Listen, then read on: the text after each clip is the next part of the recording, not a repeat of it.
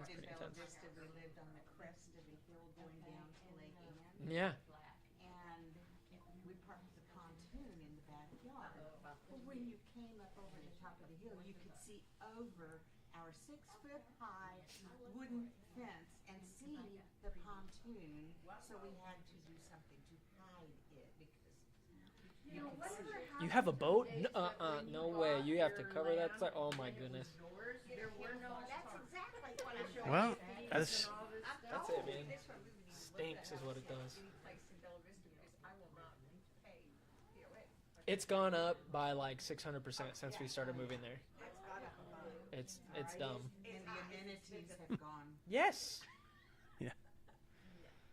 I don't know. man. Imagine. Life is hard. It is. Paying $45.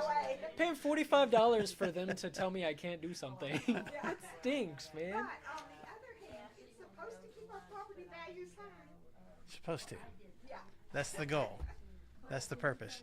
Okay, Revelation 17 is where we are. We are starting. No, you're So- good. First word of the study: prostitutes. Just go ahead. Just go ahead and get it out of the way. Let's get that out Prostitute. of there. Get that out of there. Yeah. Yeah. Hold on Uh-oh. now.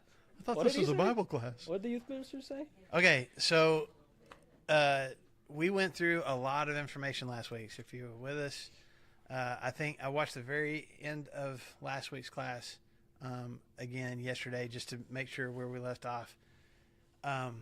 And I think I apologized in the little 5 minutes that I watched of last week's class. I think I apologized like 4 different times for so much information because there is so much information in here in chapter 17. And we got through a lot of it last week. Y'all may not have felt like it, but we honestly got through a lot of it last week. Okay, so there's just a couple of things that we wanted to kind of clarify and I don't know, just kind of make sure we're on the same page on. So if you missed last week, most of the information that we went through is over here on the whiteboard. If you're watching online, I don't know, go back to last week's class and look at the whiteboard. We write it all out. We write it all out. Because it's on there. But just to kind of remind everybody, like John has this vision. We've had these bowls of God's wrath have been poured out, and then John's focus shifts over, and he sees this woman who, you know, some translations use the word prostitute. Some use the word, I don't remember what some of the words Luz were. said harlot. Harlot. Okay. Whore. Yeah, I think some say whore. So Seductress. basically just a woman who, you know, commits a lot of sexual acts with a lot of people. It's basically what we're talking about. So she is riding on this scarlet beast that has 7 heads and 10 horns, and she's sitting beside the water. And so John sees it, and she's got this name written on her forehead, basically calling her Babylon, the mother of prostitutes. And so we talked some about her, you know, who is she? We talked about how the angel that, as John is seeing these things, there's an angel that's like, hey, I'm going to explain to you what all these things mean, which is great. Except that as we started going through the angel's explanation of everything, it just seems to add to the confusion for some of us. Yep. So I don't know how helpful the angel's explanation actually is. But, yeah, so we went through, you know, looking at this woman, this representation of whatever Babylon is, which ultimately I think, what was our final destination or final arriving point? That on it's a difficult image to like, well, both emotionally because it's a prostitute that's prostituting herself out, but she's riding a beast. But the prostitute is also Babylon, which is a city, which is a bad city. Yes. So it's a difficult image to wrap our minds around, but it's one that ultimately has spiritual implications that we'll get to in just a little bit. Yes. Of the Roman occupation in that time, or the adulteries that Jerusalem was partaking in at that time. Anyway, so we're kind of all over the place, hoping to add just a couple more details and then wrap it up with a nice little bow. At the Yeah, end so before we go. she's dressed in these royal or at least wealthy colors. She's glittering with gold. She has this attractiveness, this allurement. Is that a word? It is now. Mine says she's hot. Is that really what it says? It's a personal note, right? Okay. Here. Okay. She's hot. But then there's also the description of this beast that's got, the 7 heads and 10 horns, and we talked about how this is the third beast that we've seen like that. The dragon had the same thing, and the beast out of the sea is described the same way. And so whether this is the beast of the sea that she's riding on or just another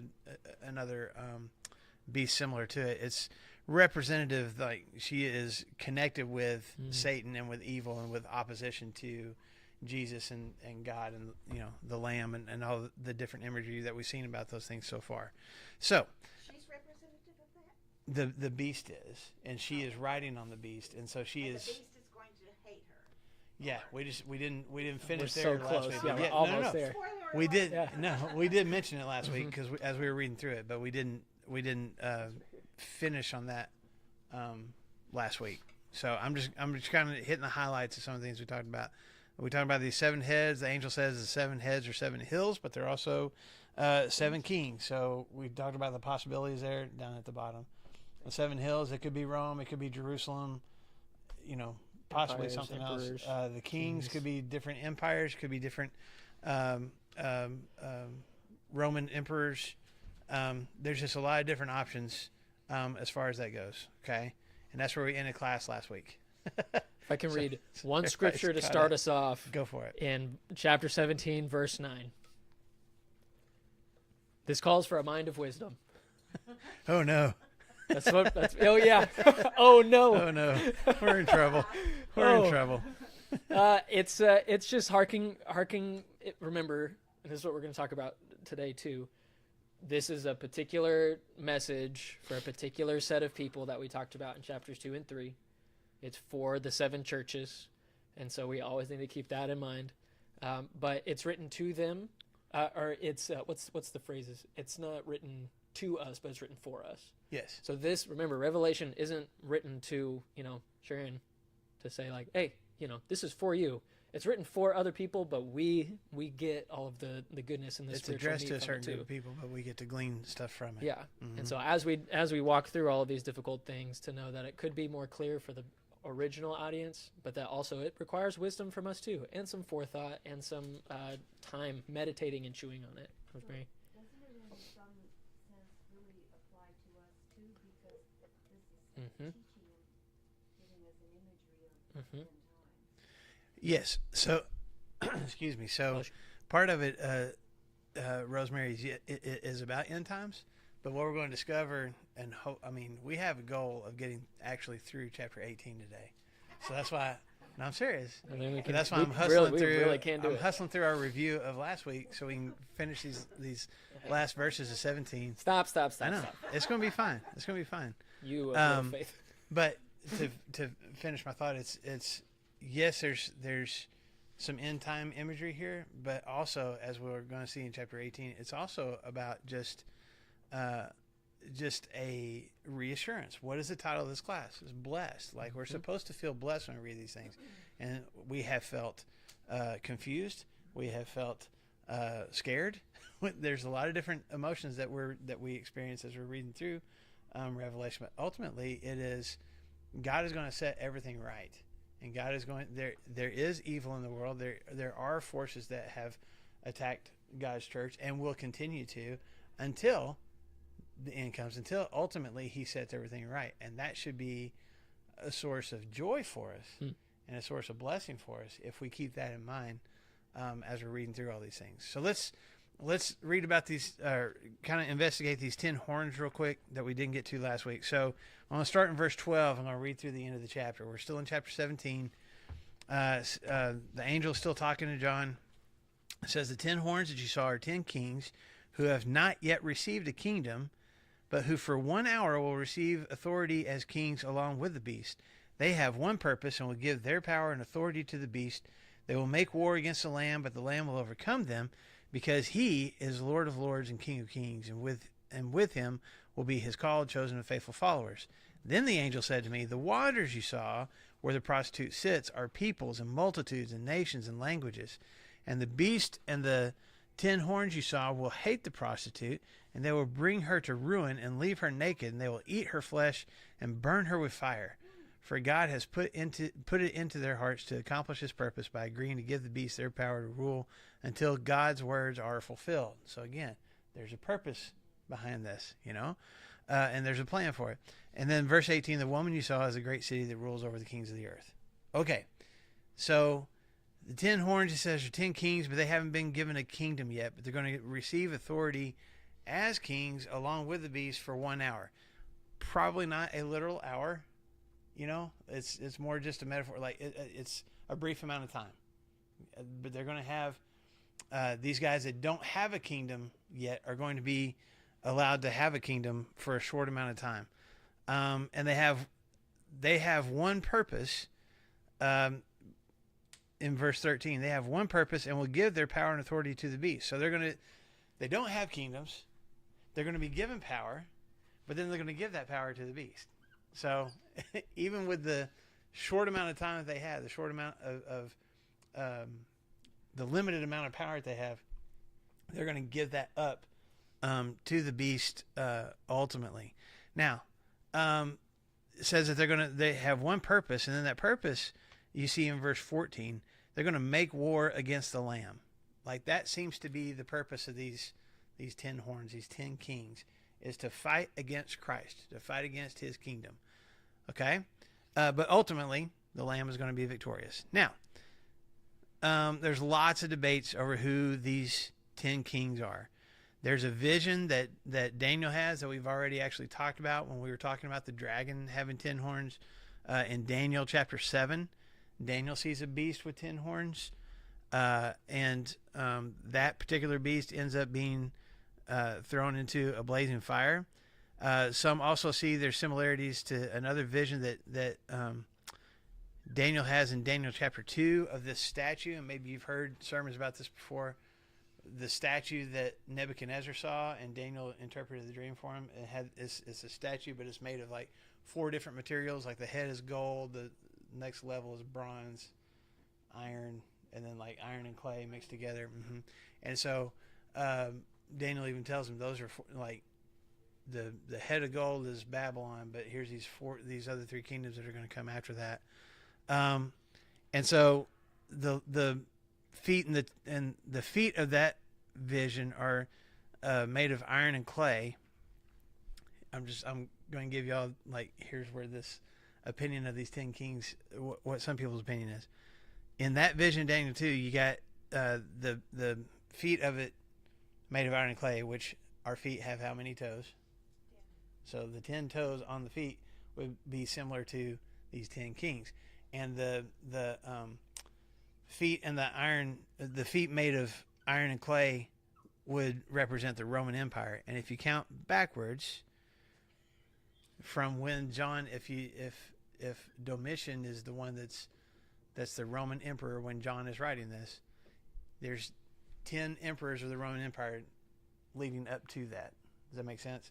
So these 10 kings could represent 10 Roman emperors leading up to when John was writing this. Sorry, hold on. Nope, I read that wrong. Erase everything I just said. It's 10. No. It's a both and. Okay. There's some people that say it's 10 emperors leading up to Domitian because there were 10 emperors before him. Or if John is talking about his current time, it could be 10 guys after him. Because I won't bog you down too much with history, but once you get past the 1st century, as the Roman Empire continues to exist, it begins to lose some of its power because these different emperors that came to power, they get assassinated, they get replaced, like they're just going one right after the other. Like if you just Google a list of emperors of the Roman Empire, the ones that are after the 1st century go really quick. And so that's why some people are like, okay, 10 horns, 10 emperors that have power for a little bit, but they don't have it for very long. That seems to fit the 10 horns. Does that make sense? Okay.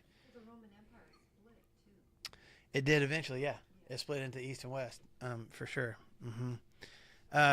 So, and I just ultimately, you know, the angel says is these 10 kings. Where do they fit in history? And like, there's just debate over that. Okay.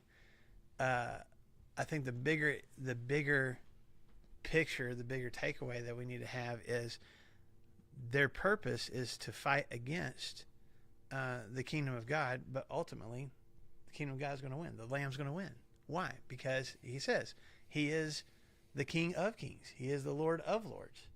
And all these powers that try to fight against our God ultimately find their defeat because our God is stronger than that.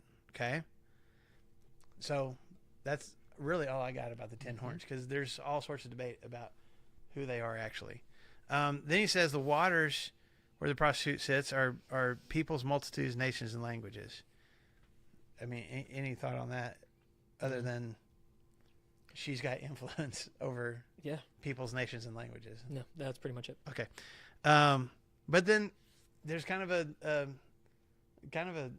turn in the story, because she's riding on this beast. So things seem to be going well between the prostitute and this beast that she's riding on, right? It's a partnership. Yeah, they seem to be in conjunction with each other. She is this alluring prostitute who is convincing other people to follow her.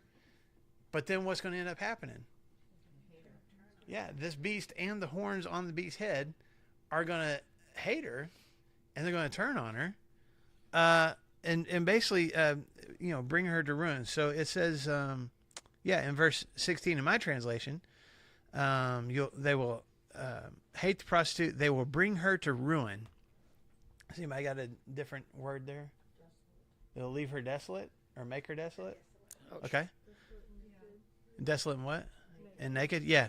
So, the Greek word there is to completely abandon something, to completely leave it barren. This being the beast that she came sitting on. Was riding on. Yep. Yeah, it's almost.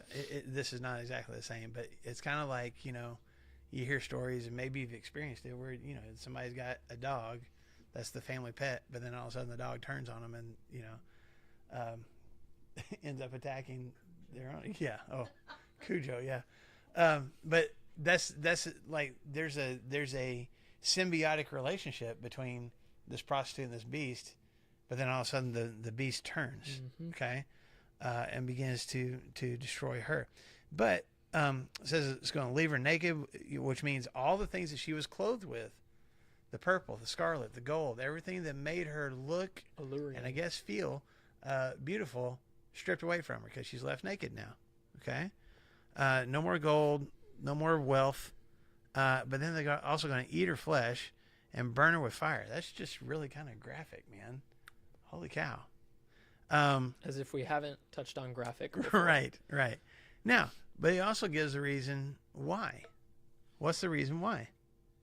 In verse 17. Okay. God put it in their hearts. But wait a second. Isn't the beast an evil thing? He does, doesn't he? And is this something brand new to God, or has God at different times in the past used ungodly things to accomplish, or ungodly tools to accomplish godly purposes? He used Nebuchadnezzar, the king of Babylon, the original king of Babylon, to destroy the kingdom of Judah. Go even further back. He used Pharaoh. He used. I mean, think about think about with Jesus. You got the high priest that convicted Jesus. You got Judas betraying Jesus. I mean, the scripture says Satan entered Judas's heart. He's operating under this influence of evil, but that was God's plan and purpose, right? To the garden. Yep. Yeah, I mean, it's just not this completely new thing, I guess is what I'm trying to say. God put it into their hearts, first of all, for this prostitute to be destroyed, and ultimately she is consumed by. This is very important too. She is consumed by the very thing that she is promoting. Yep. That's not the right word, but She like, partnered with. yeah, in a relationship with, which is what ultimately what sin does to all of us, doesn't it? Ultimately, sin, when we give our hearts to it, and when, especially, addictions and habits, and I don't know, just different things that we get into, and we think this is going to benefit me, this is going to be a lot of fun, this is going to make my life better, whatever it is, that particular thing ends up corrupting us and devouring us, right? Because that's what sin does. Okay, so she ends up being consumed by and devoured by the very thing that she thought she was using for her own benefit. And then he says, by the way, this last verse in verse 18, by the way, this woman that you saw, this prostitute, is what? Is the great city. Well, that helps. Okay, so we've been trying to figure out who this prostitute is, and now with all these other things about her, now we know she is the great city. Well, he doesn't name the great city. He just says it is the great city. So what is the great city? Well, we think it's Babylon, right? Especially because what was written across her forehead? Babylon, mystery. mother of all prostitutes. Babylon the Great. So, and we've seen, we've had pictures of a great city already. Now, the first time the great city was mentioned, I'll pick up my pace a little bit, is in chapter 11, when these two witnesses are I don't know if y'all remember this or got notes on it, but these two witnesses are proclaiming things for God, and then they end up prophesying, and they end up getting killed and their bodies left in the street, and people refuse to bury them. I don't know if y'all remember that, or if you got notes on it. But even then, verse 8 of chapter 11 says, their bodies will lie in the street of the great city, which is figuratively called Sodom and Egypt, where also what? Where also their Lord was crucified. Now we have in chapter 17, hey, this woman that has Babylon printed across her forehead is really the great city. So which great city are we talking about? I know Babylon, but are we talking, is Babylon a representation of another city? This is where a lot of debate comes in. I don't have a definitive answer for you, okay? There's some people who think that Babylon, this prostitute, represents Rome, because Rome is persecuting the church. Rome is persecuting Christians. Rome obviously is opposed to God. You worship Caesar. You worship Jupiter and Diana and all these other gods and goddesses, and so is powerful, and has all these other nations, peoples, and languages that are under the control of the Roman Empire. That would make sense, wouldn't it? Especially because we talked about last week, what was Rome? Rome was also known as the city of 7 hills, right? Okay, so that makes sense. But then you got chapter 11 saying the great city is the city where the Lord was crucified. What city was that? Jerusalem. Okay, so it could be that the great city, Babylon, we're talking about, is talking about not Rome and the Roman Empire, but Jerusalem and Judaism, and how, and especially if we're talking about a prostitute, how the Jewish people have, at least the Jewish leaders, have prostituted themselves away from God, and are building relationships with ungodly, other people, and not devoting themselves to the Lamb, to Jesus, and they're going to suffer consequences for that. And pick. I mean, I don't know for sure which one. I mean, could there be the imagery to identify the fallen state of Jerusalem, but ultimately there is a Babylonian city. Historically, it actually came down through Nineveh, right? And then propagated all of this evil and wickedness and power. Could that possibly be? So, if it's like the literal city of Babylon, Yeah. That's what some people think, for sure. And there's some people that think that when we start coming to the end times, before Christ comes again, that the ancient city of Babylon will be restored as it once was, and will become a center of power, and opposition to God once again. So there's that theory, and I think again, ultimately, it's where the. Let me start a sentence 4 times.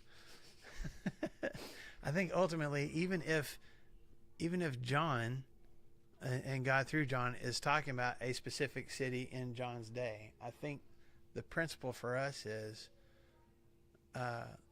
there is evil in this world. It is powerful. It is in opposition to God. It does convince the world and even Christians to walk away from God. But it battles against God. But ultimately, God's going to have the final victory. We've already seen it so far in the bowls being poured out in God's wrath, right? When we get to, let's jump into chapter 18 here in just a second, because 17, 18, and 19 are almost in response. Those 3 chapters kind of connect together, but they are in response to what just happened in 16. God has poured out his wrath. God has declared judgment on these people who have been opposed to him, right? And it's almost like after John watches all those bowls being poured out, then he turns and sees this prostitute and this beast and everything, and what ends up happening to her is she's left naked and eaten and burned up. It's almost like, here's the why. Here's why God's wrath had to be poured out in the first place. And here's what the final, here's the culmination of why God is issuing the judgment that he is. Because there is evil in this world, and this evil presence has convinced so many people to walk away from the Lamb. Right? Does that make sense to everybody? Okay? So keep that in mind as we continue on here. So let's jump. Is everybody good? Let's jump into chapter 18. Yes, ma'am. Go ahead. Where is Babylon in today's? It'd be in modern day Iraq, and they've discovered some of the ruins of it. It hasn't been completely excavated yet, but for centuries it kind of disappeared off the map. It just and that's one of the prophecies about Babylon back in the Old Testament. This amazing city with all this power is not only going to be left desolate, people aren't even going to remember that it was there. And that was true. And that ended up being true for a long time. So it's only been recently that they've not only discovered where it is, but started getting down to, some of the gates and some of the parts where the city used to be. Mm-hmm. Good question. Okay. Let's jump into 18. I still think we can do it. Wishful thinking. Okay. After this, so after seeing the woman and the beast and all that happened, John says in verse 1, after this I saw another angel coming down from heaven. He had great authority, and the earth was illuminated by his splendor. And with a mighty voice he shouted, Fallen! Fallen is Babylon the Great. She has become a home for demons and a haunt for every evil spirit, a haunt for every unclean and detestable bird. For all the nations have drunk the maddening wine of her adulteries. The kings of the earth committed adultery with her, and the merchants of the earth grew rich from her excessive luxuries. Then I heard another voice come from heaven say, Come out of her, my people, so that you will not share in her sins, so that you will not receive any of her plagues, for her sins are piled up to heaven, and God has remembered her crimes. Give back to her as she has given. Pay her back double for what she has done. Mix her a double portion from her own cup. Give her as much torture and grief as the glory and luxury she gave herself.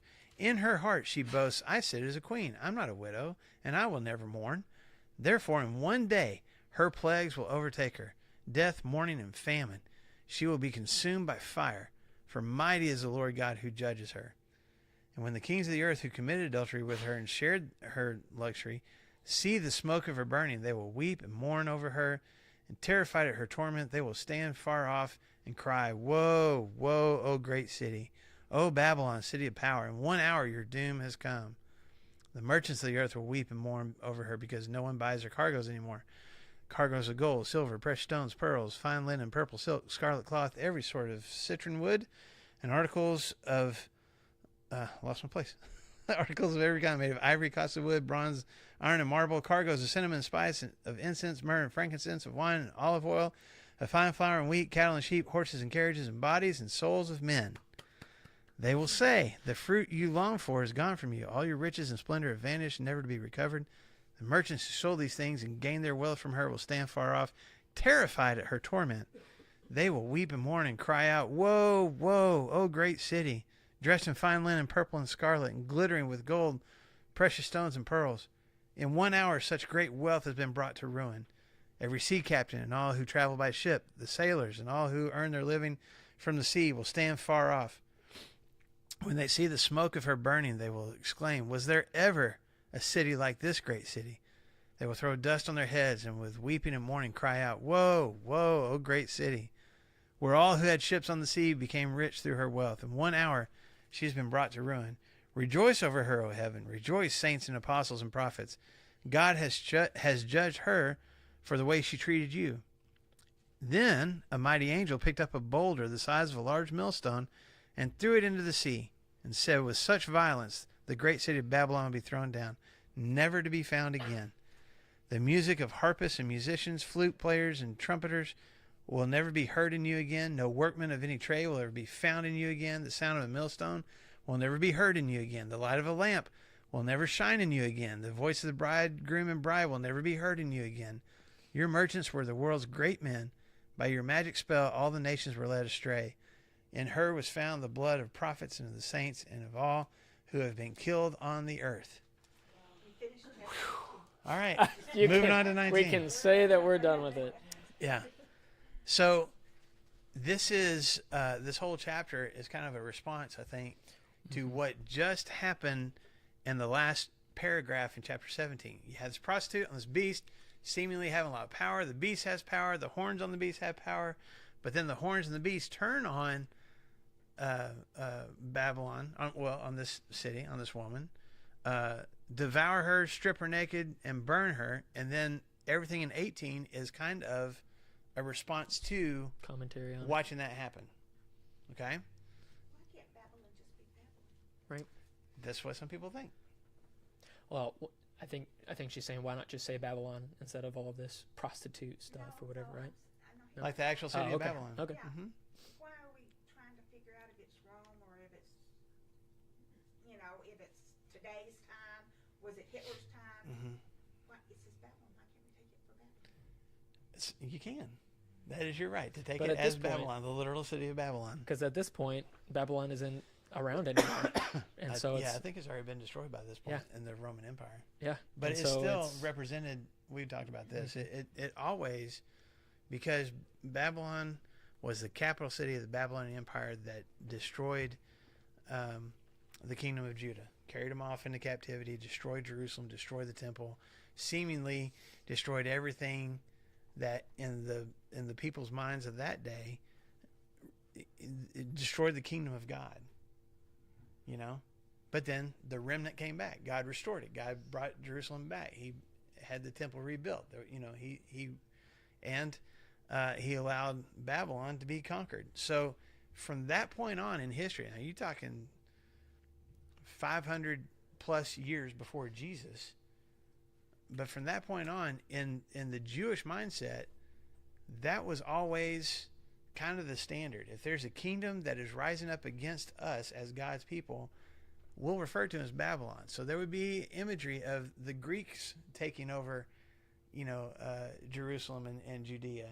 And it's as if Babylon is conquering us again. The Romans came and conquered, and it's as if Babylon is taking us over again. You know what I'm saying? Like that was always the term and the imagery that people had in mind.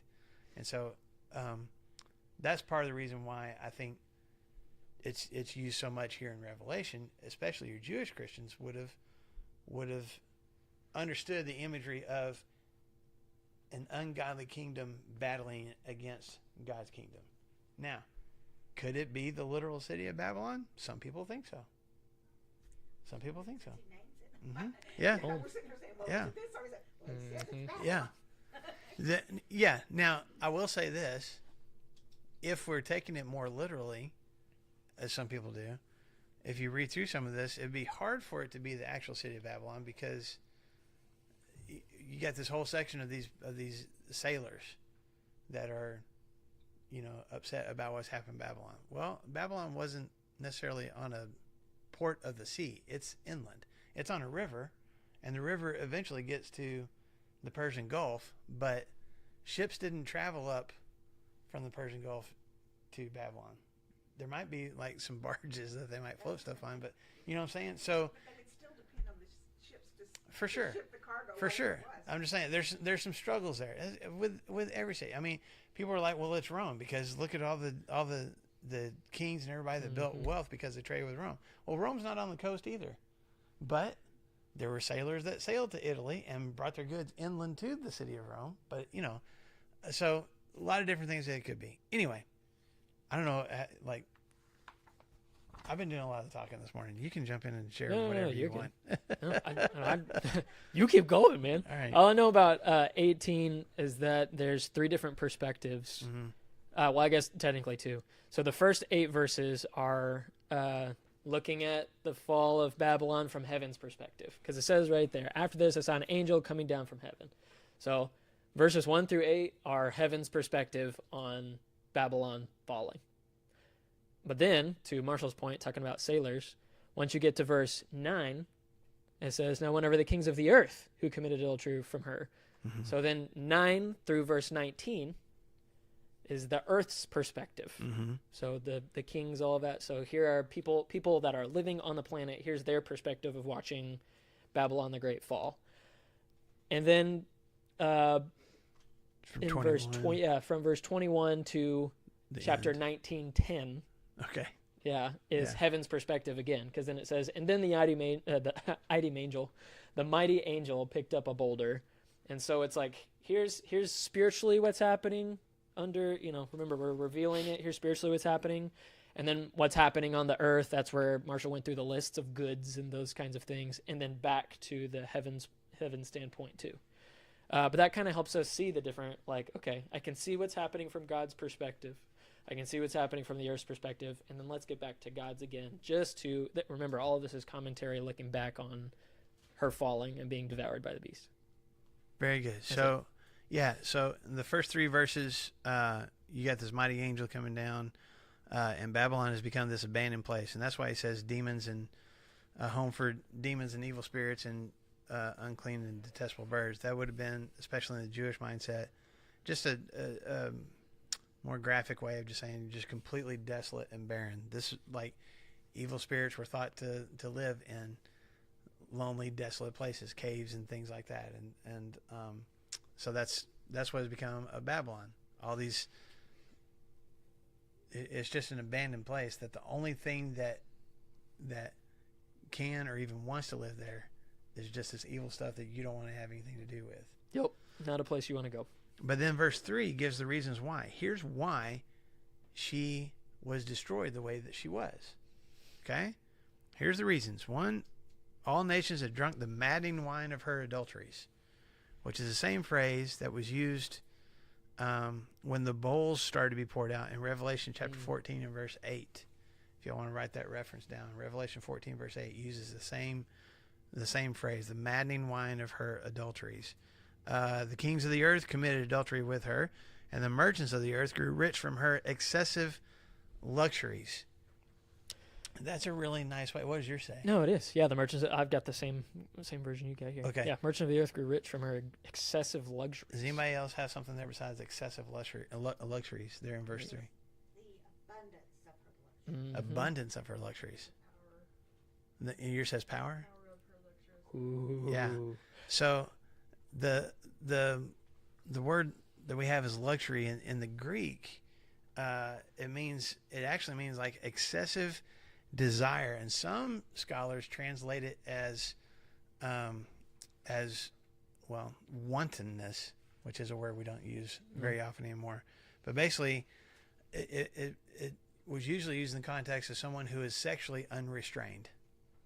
So the earth is it's sticking with the adultery imagery, but taking it even a step further.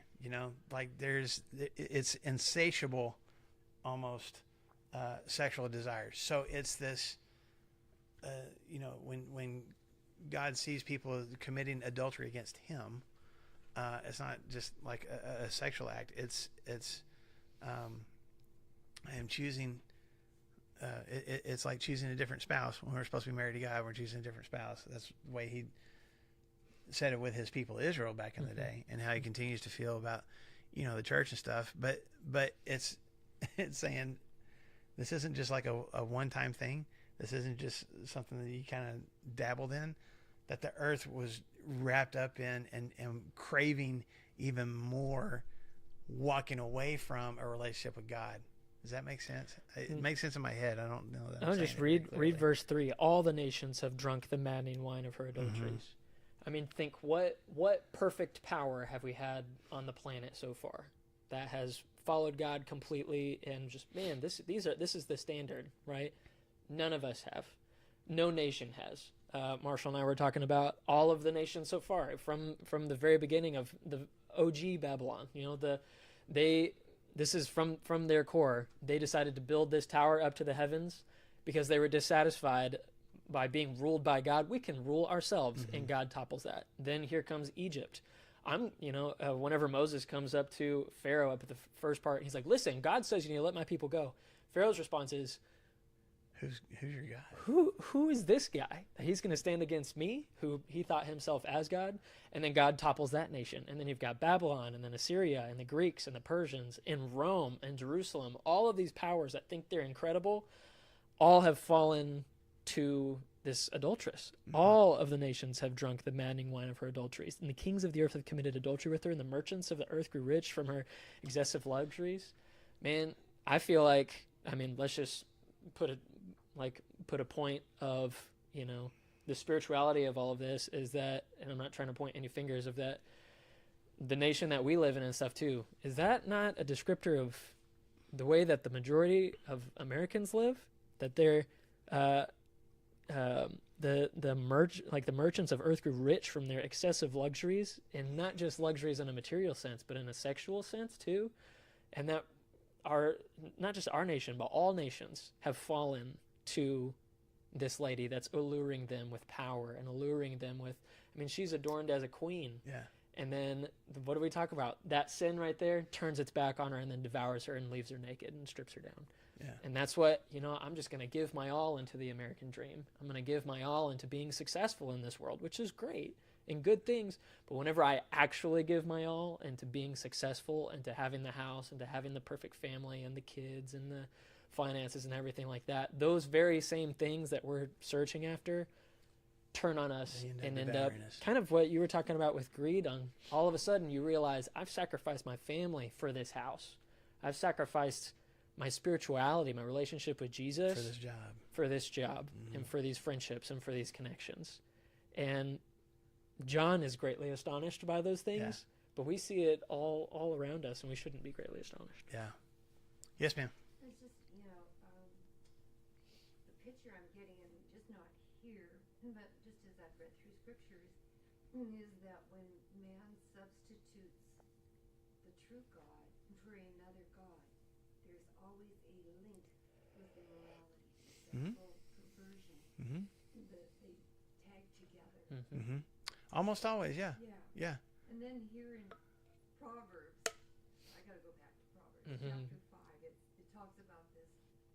The father is warning the son not to follow that immoral woman.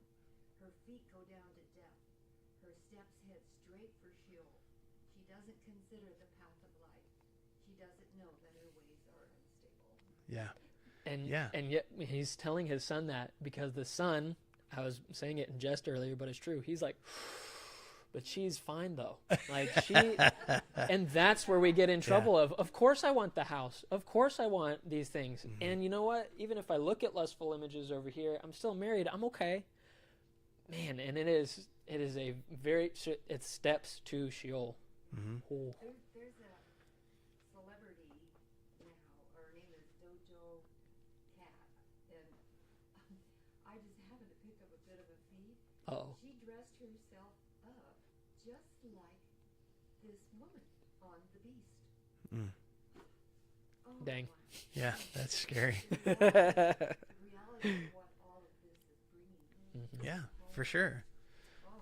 Oh. Okay, so let's keep pressing forward to just again verses 4 through 8. He hears another voice. So he saw this angel come down and say all these things, and then he hears another voice from heaven. So we don't know exactly what the source is, but they continue talking about Babylon.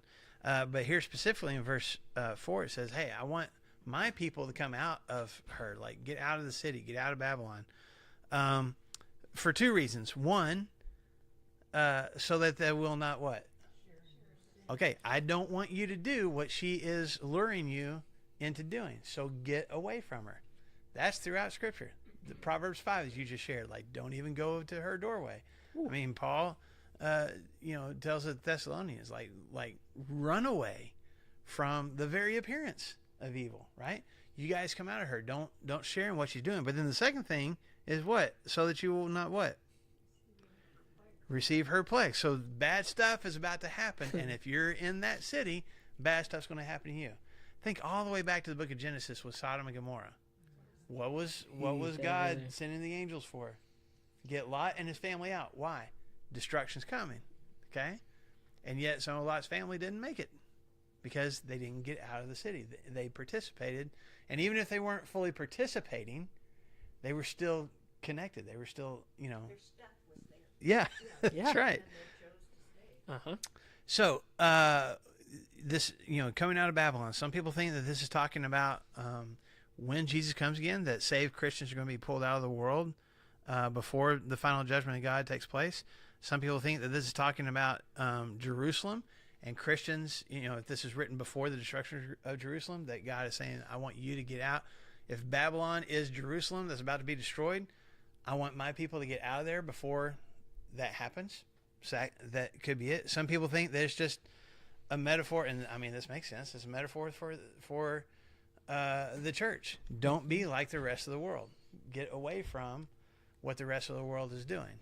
Jesus calls us to be in the world, but not of it, right? So, and then there's also lots of similarities here. I'm not going to take the time to turn there, but if you guys want to write down Jeremiah chapter 51, it's a long chapter, okay? So I'm going to let you read that on your own. But there's a lot of similarities in what this voice says about Babylon, and like she needs to get paid back for all the things that she's done. As a matter of fact, give her back a double portion of what she's done. Ooh. This evil city. Jeremiah 51 is written. It's from God through the prophet Jeremiah after Jerusalem has been destroyed. So if y'all don't remember our study of the Old Testament prophets, Jeremiah actually he prophesied leading up to the destruction of Jerusalem. This is ancient times, not after Jesus. Anyway, the first destruction of Jerusalem, yeah, and the kingdom of Babylon that came and destroyed. This is in 586 BC. He witnessed that. He survived it, and Jeremiah chapter 51 is Jeremiah's letter. I mean, dictated from God through Jeremiah, but he sends it to the people who have been captured and put into Babylonian captivity, have been taken away to Babylon. He sends it as a letter to them, basically saying, okay, Babylon's going to get payback for what they just did. Now, why did God allow Babylon to destroy Jerusalem in the first place?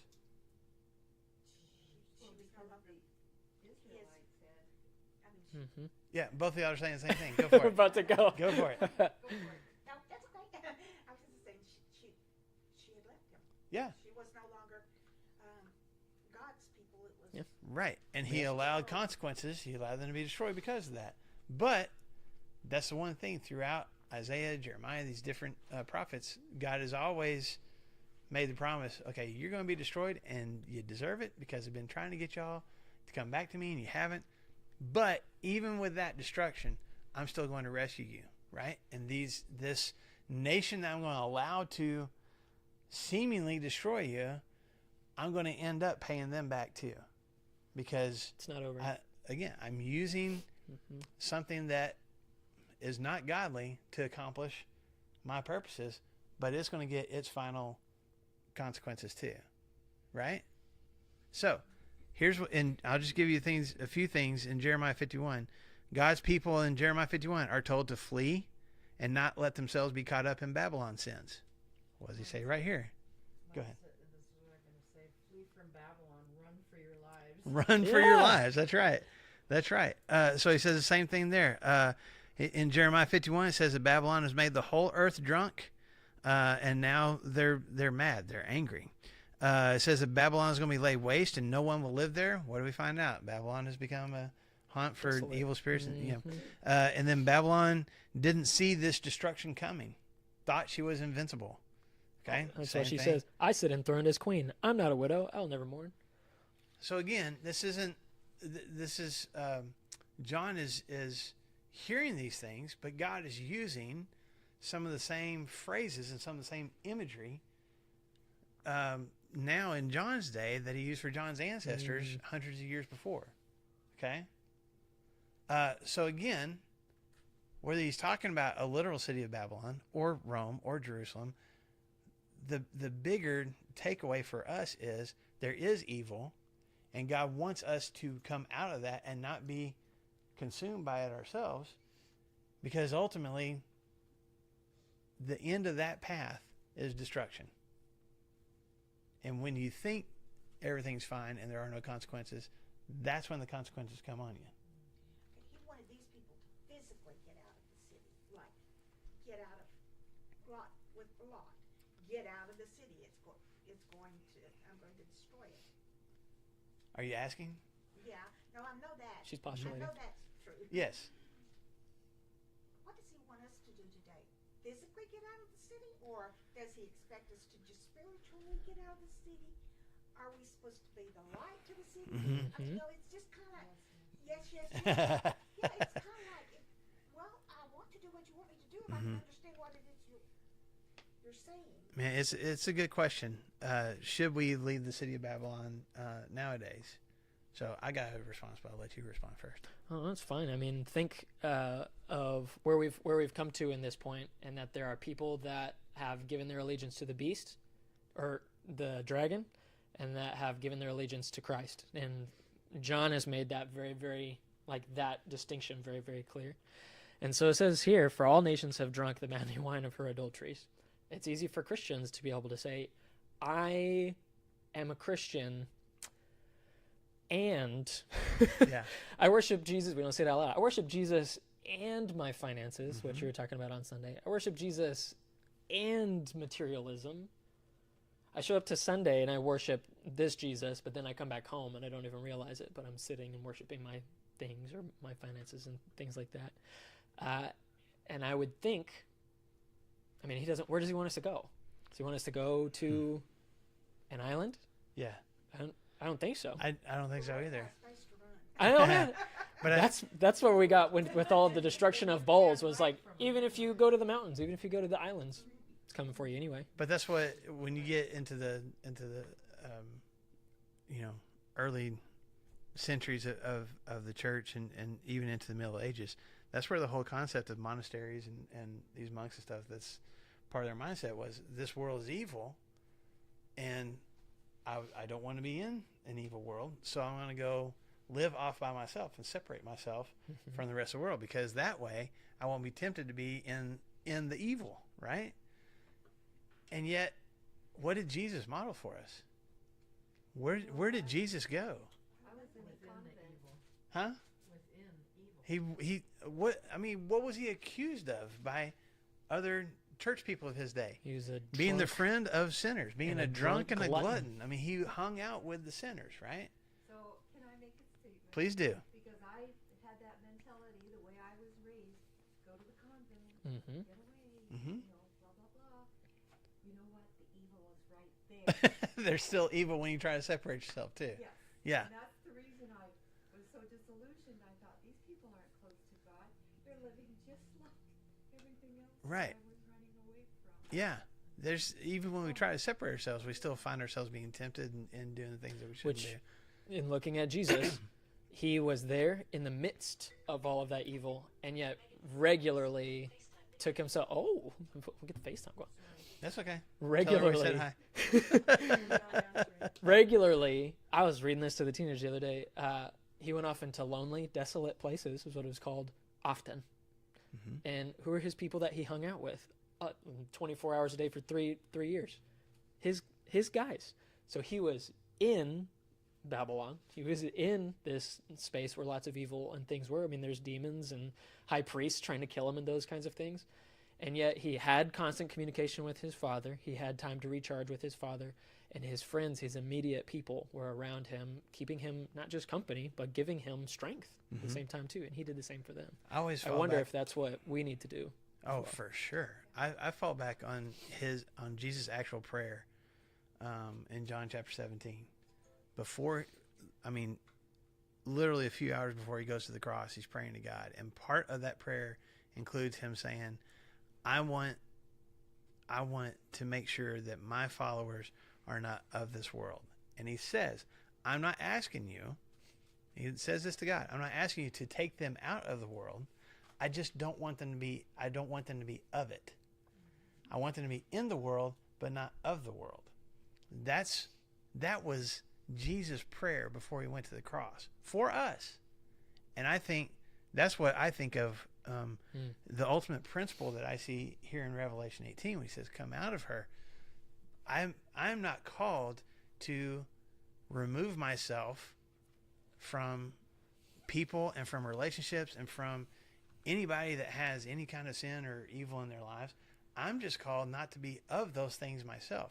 There should be a distinction between the kingdom that I'm a part of and the kingdom that they're a part of, even though we're still occupying the same physical space. Does that make sense? I'm in the world, I'm just not of it. And it calls for wisdom. Yes. Because it's arrogant for us to say, well, you know what? I need to be a light in the darkness, so I will only go and be in the darkness. So that's where I'm going to be, is the bars and those kinds of things, just all the time, or only hanging out with people that don't believe in Jesus. Because it's arrogant for us to think, man, I'm so strong, like I'm going to convert all these people, and I'm alone, or I'm not going to church, I'm spending time in the Word and not spending time with God and stuff.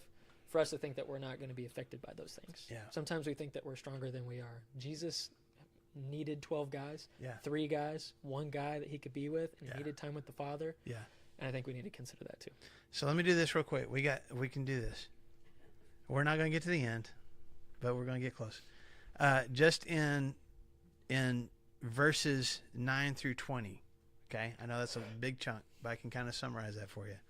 As Brandon already mentioned, we got 3 different groups that are mourning, that are weeping over what has happened to Babylon.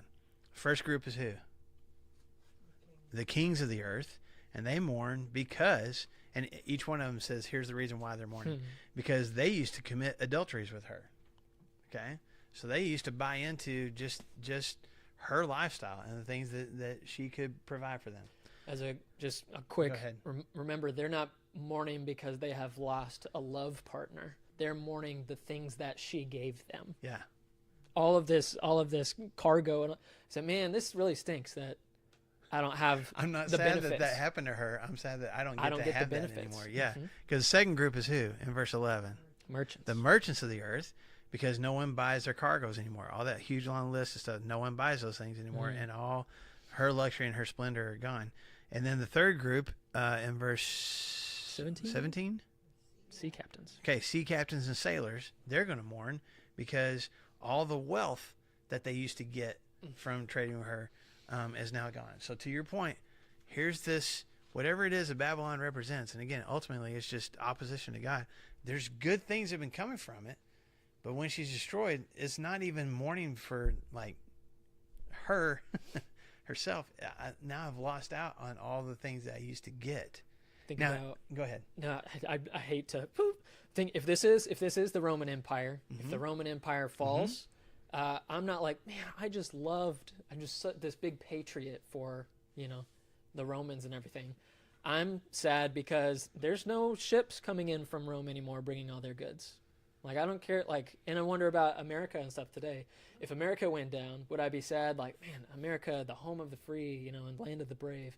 Or I'm going to be sad that I don't have access to electricity anymore. Like, Where is that coming from? Yeah. You mourn Or the just the things, stuff. the stuff. Yeah. And so I'm mourning the things. I'm not mourning the actual entity. The last thing that, and we'll end class with this, there's these three groups, the kings, the merchants, and the sailors, that all are mourning. But in contrast, in verse 20, what's the contrast for God's people? Rejoice over her, O heaven. Rejoice, saints, apostles, and prophets. Why? God has judged her. She got what she deserved. Now, I want to remind you guys again, because we've seen this already, when we were pouring out the bowls of God's wrath. This is not God just randomly choosing to be mean. And this is not, there's part of it that even seems very, it's a lot of retaliation. And I guess it kind of is. But in Romans chapter 12, Paul says, for us, whenever somebody mistreats us, do we need to seek revenge? No. Okay? Don't seek revenge. He says, leave vengeance up to who? God. That Why? sounds better, by the way. Yeah. Why? Because it's going to be even. It's going to be equal. People are going to get consequences. What happens when I get revenge? I do a little bit worse than what you did to me. And then what are you going to do? A little worse than what I just did to you. We're just going to go back and forth until I don't know what happens to us. But Well, it's also answering for the saints. We're saying how long, how long. yes, this is the bowls and everything is a response to this, because they came from the temple. They came from the altar, right? This is a response to that. So here's all these people that are mourning. Not, bless her heart, I hate that this happened to her. Oh, man, I don't get the benefits that I used to get anymore. In contrast to that, God tells his people what? It's a time of rejoicing. Why? Because this evil presence that ultimately was so destructive is not there anymore. Which again, the broader view of this whole message from Revelation is all this evil that's in the world that Christians either fight against or find themselves being sucked into is ultimately going to be destroyed. And that's our God is going to ultimately have victory. And we want to participate in that. We want to be able to rejoice, because now this thing that has been so painful and so destructive, we don't have to worry about it anymore. I mean, think about all the sin that's in the world. Think about people that we know, family members, friends who have walked away from God and who have experienced all sorts of hardships. I mean, the verse from 1 Timothy 6 that we've been looking at on Sunday mornings as we're talking about our finances.